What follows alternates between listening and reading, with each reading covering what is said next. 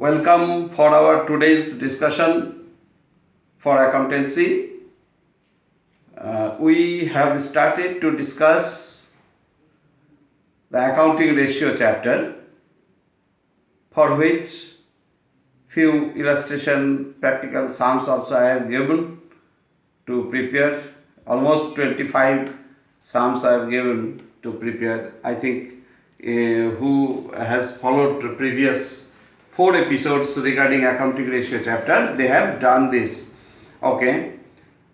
Previously we have discussed regarding this accounting ratio chapter the first type of ratio, that is liquidity ratio.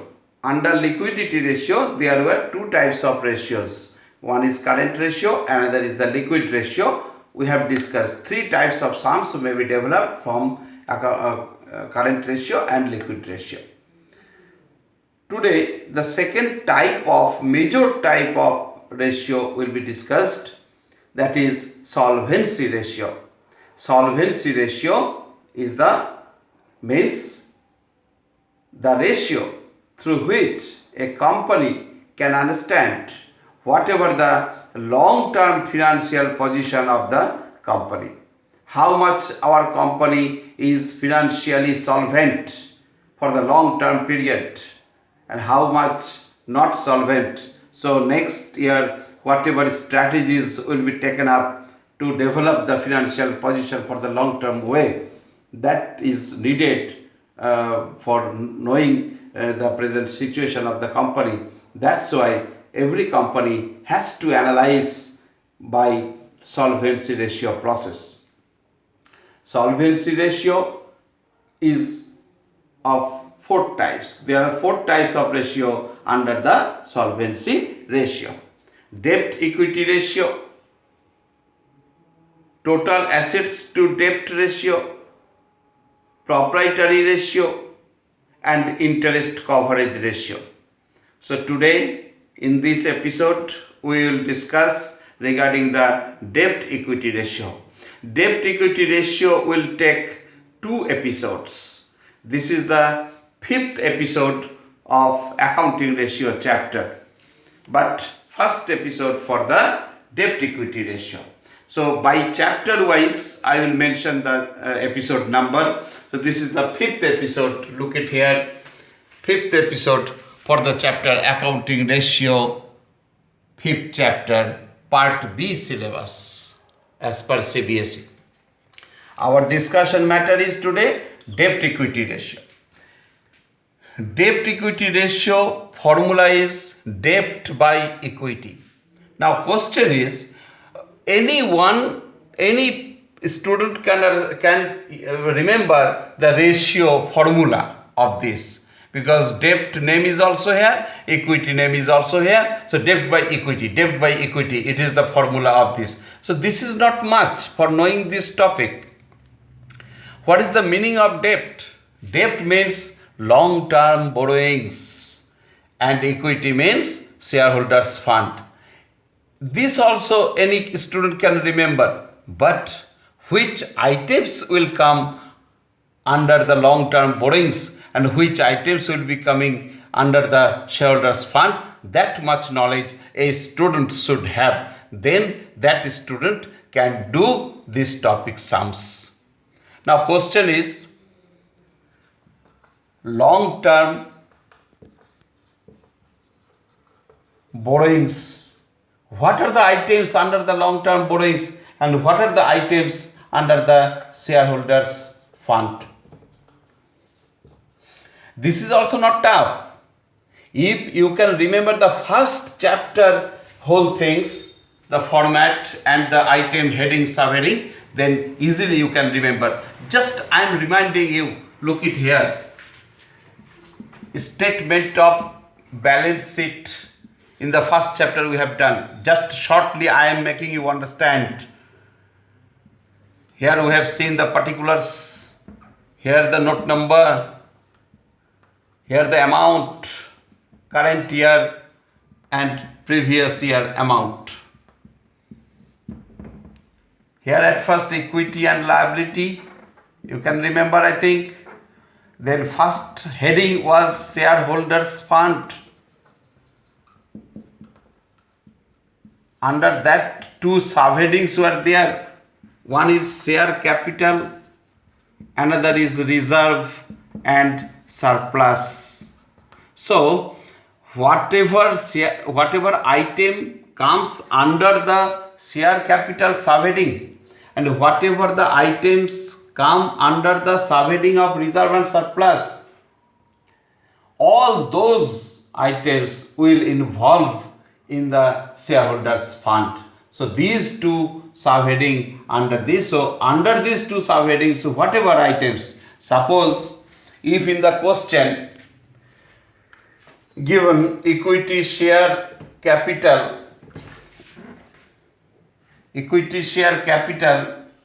5 lakhs,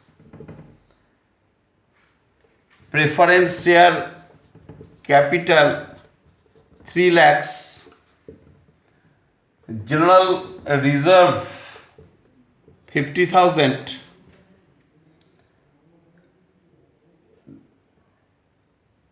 capital reserve 70,000, debenture redemption reserve 30,000, PL account credit balance 50,000. Then all these items are under the shareholders fund. So whatever item will be given, suppose the debenture given, debenture 15 lakhs, bank loan 5 lakhs. All these items are given to you in the question and you are asked to prepare the debt equity ratio, to calculate the debt equity ratio. So out of all these items you have to search which items will be the long term borrowings and which items will be the shareholders fund.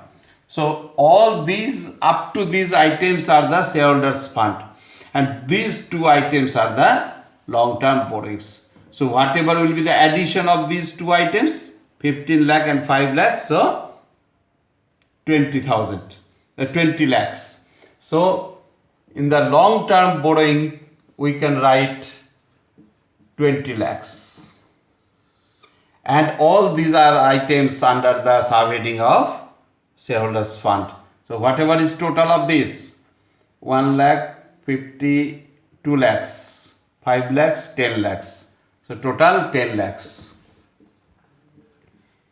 So debt equity ratio is 20 lakhs by 10 lakhs, so 2/1, that is 2:1. We can say that 2:1 is the result of debt equity ratio of this company's financial position. Now question is, whatever item, whatever amounts will be given to you in the question, calculation you have to do. The result may come 2:1, result may come 1:2, result may come 3:1, result may come 4:1, result may come 0.5:1, whatever result is coming. You can be asked in the question that pass your comment. So whatever in the current ratio and liquid ratio, we have known that the standard ratio of current ratio was 2:1 and the standard ratio of liquid ratio was 1:1. In that respect, we can say the financial position, how the short-term financial position is, how situation going on. So we can make the comment. Here also we have to know the standard ratio or the ideal ratio of debt equity ratio, what is that, and on the basis of that we can make the comment. So the standard ratio, here I have mentioned, standard ratio, that is the ideal ratio of any company at the end of the financial year. The debt equity ratio will be ideal, will be standard if that will be 2:1. And if the question given 2:1 calculation has come here, so we can say that the long-term financial position of the company is satisfactory. If result will come 1:2, result will come 1:2, then we should say unsatisfactory. Quite satisfactory. Quite satisfactory. Now question is, why quite satisfactory? As because the formula is debt by equity, long-term borrowing by shareholders fund, and here answer has come 1:2. That means debt by equity, that is long-term borrowings. If long-term borrowings 10 lakhs, then obviously equity is 20 lakhs. That's why by cutting it the 1:2 has come. Otherwise, if the debt is 5 lakhs, equity must be 10 lakhs. That's why 1:2 has come. So debt means the loan, long-term loan. So if the long-term loan is less than the shareholders fund, then obviously the company will have the less burden to pay the outsiders. So long-term financial position is better. So we can say, by making this topic gist, that if debt equity ratio decreases, then the long-term financial position of the company is quite satisfactory. But if the position result is 3:1, then long-term loan debt is 3 lakhs, suppose, then equity is 1 lakh. Equity means shareholders fund, that is the owner's fund. Debt is the borrowed fund.